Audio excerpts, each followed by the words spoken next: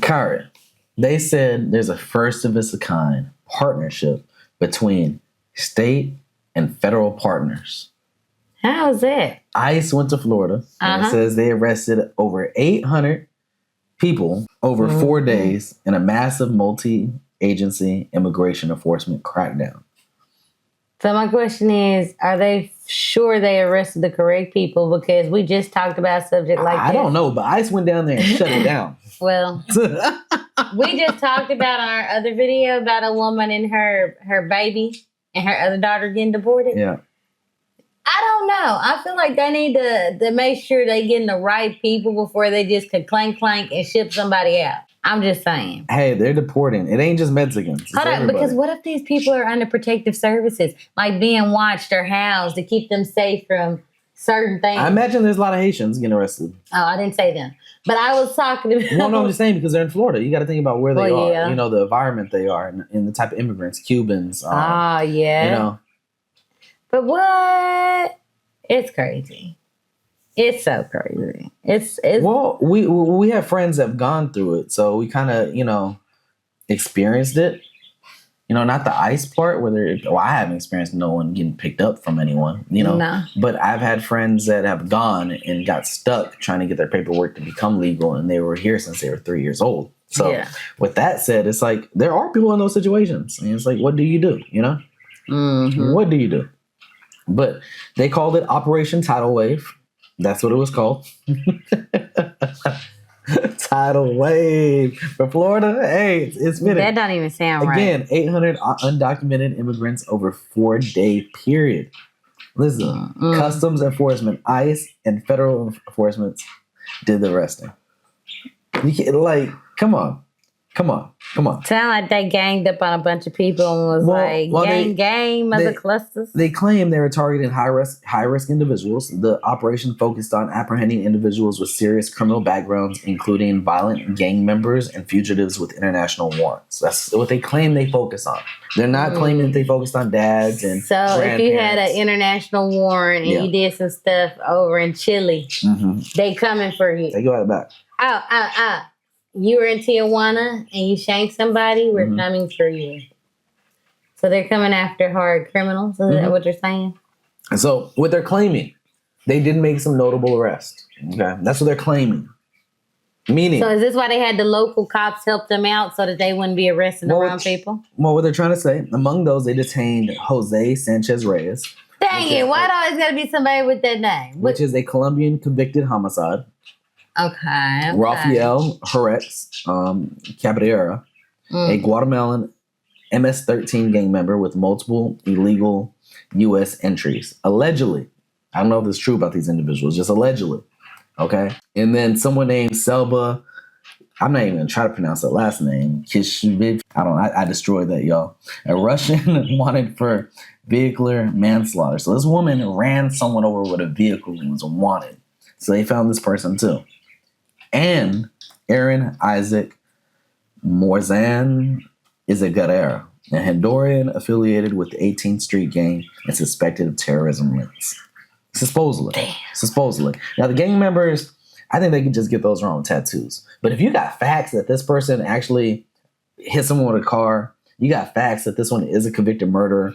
That's a different story. You know, that's a different story. But if you're just alleging that they're a gang member is because of tattoos, I'm kind of indifferent with that. You might need to prove that a little bit more. Show me some pictures with the gang members, you know? Yeah. I don't know. Well, that's like that other video we saw where they were showing the guy's knuckles and they were talking about which each symbol, because of the symbols and the what letters it that they saw with the smiley face. So it's like, God dang one leg being the... So, you know, they are probably going off. Yeah, but kids do dumb shit like that when they're kids, when they're 14. Shoot. My brother was 13 years old and got a big old 13 on his back. Does that stamp him as an MS-13 member? For life. For life. He's stamped. Because he did some dumb shit when he was 13 years old by letting a 15-year-old tattoo on him with a homemade gun. He said a 15-year-old did it with a homemade gun. Big ass 13. Yeah. If you saw it, that shit looked awful. He said he got it fixed in prison. Are you talking about your... Yeah, my brother. Yeah. That shit was huge. He said a 15-year-old did it when he was 13. So when you look at that way, it's young kids doing dumb shit because their parents are probably at work, single parent, mom's at work, 2 jobs, ain't supervising them. They're kind of just doing what they want. Like, it happens. It most definitely happens. Listen here. If you're not a part of that association, then don't get it. That'd be like me letting somebody put on the back of my butt a tramp stamp and it says tap here. What? No, that does not technically mean that. I didn't tell them to put that there. No. I like that one. We should get that. No. I'm good. Yeah, so. Somebody probably does have it though. Left cheek, right cheek. Left cheek, right cheek. That's what I'm stuck in my head now. But what did we learn here, boys and girls? Do not get tattoos that are associated with gangs that you know for a fact that you are not a part of and do not want to be arrested upon things that you didn't do. So, yeah, don't be just getting free tattoos. Yeah, just, that's a whole nother conversation. I'm just saying, when you're young, you tend to do dumb shit. And you do dumb shit that can tend to be permanent. And it happens. It most definitely happens. Yeah, it does. It does. Uh-huh. And at this point, it sounds like they all getting clank, like the lady that hit somebody. My brother Steve got drunk once and put a death skull on his finger because he said he didn't want to be married to his wife no more. So he was like, this is the death finger. When he was drunk, he woke up that morning and tried scraping it off, but it was too late. It was too late. His drunk butt and his intrusive thoughts kicked in, and he got something he didn't want on his finger. He probably tattooed himself. No, he was drunk, and it was ugly. I remember. And I remember seeing it after he tried scraping it off, and it was all bloody. And then it healed, and then it was all patchy. Like, ink was still there, but it was very patchy. Like, it looked like it's been there for years. At that point, that's when you say, I should have never did it. It happens. People do dumb stuff. It happens all the time. But that doesn't consequence them to be a gang member. Just because you're 13 and you hung out with some friends for a year, and you thought you wanted to be, a thug on the street, and you realize that ain't your life, I don't think that consequence you as a gang member. I think a gang member, if you're in it, I think a gang member is how you associate yourself. I think if you're in it and with it, and you've been doing this for a while, and you actually did criminal activity, actually got arrested for criminal activity, and been associated with these individuals, then we could classify you as a gang member. But people change. Just like some people were electricians. Guess what? Sometimes electricians don't want to be electricians no more. Sometimes people change. And they go become plumbers. Yeah. Sometimes plumbers don't want to be plumbers no more, and they become HVAC workers. Sometimes a gang member might want to be a Christian. And they might not want to be a gang member. So I got a question. Do you go get those tattoos removed? Do you use bleaching creams to lighten up them Sometimes tattoos? you can't afford tattoo removal. We better get some bleaching cream. Bleaching cream don't work. That ain't true. That is not true. Bleaching cream works. You want to know how it works? It's fun. Because I had little dots that went with my little thing, and I was like, that is so ugly. And I was like, Oh, no.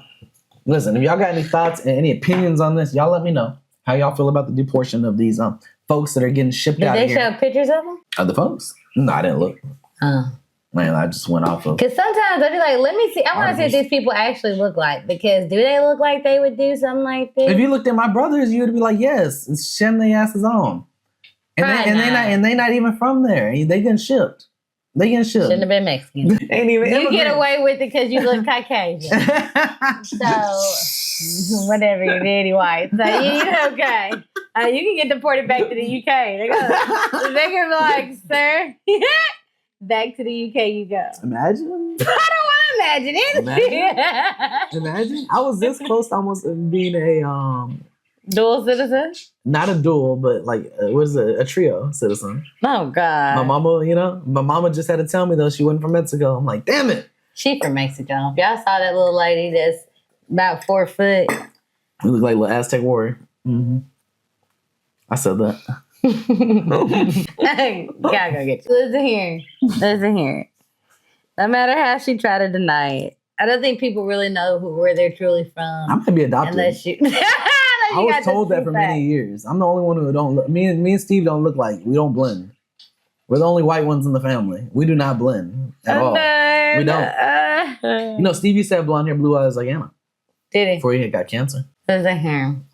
Stories of our lives. But that's funny when you said your mom looked like a little Aztec warrior. That's stuck in my head now. I see her with a hair bow and arrow. Listen, you're wrong. Out of the 8, I don't know how I came out so white. Your daddy. I'm out of the 8. What my siblings been telling me all these years might be true. Boy, whatever. I'm just saying. If y'all got any situations like this though, as far as dealing with ICE or know anybody, y'all let us know in the comments.